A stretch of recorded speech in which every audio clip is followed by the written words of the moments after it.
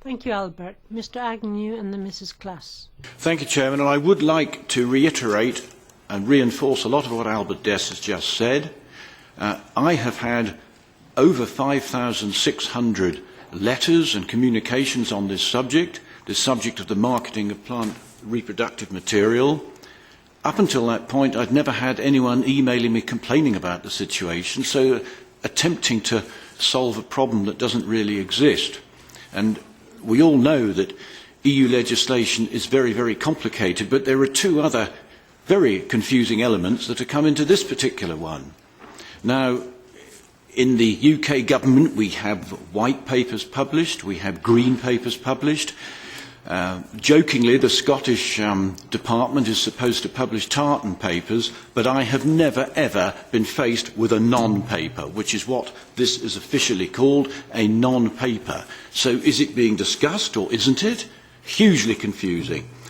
The second confusion is that two of the amendments want to be rejected by the Conservative MEPs, some of them in the room and in the committee and some not. Well, jolly good.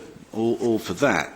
But the confusion here is that DEFRA, which is the executive arm in agriculture of our coalition government, they don't like the idea of any of these amendments being rejected. So we have a real confusion there. I can't help feeling that the Commission has bitten off far more than it can chew in taking this on. There is no appetite for it amongst those concerned. There's an old Norfolk expression that says, leave well alone, and that is most appropriate here. Thank you.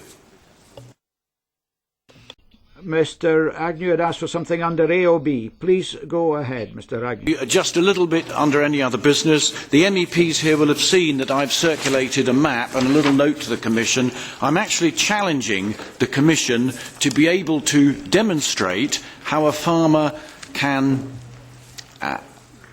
comply with the complicated rules on EFAs, bearing in mind we've got coefficients, weighting and permitted crops.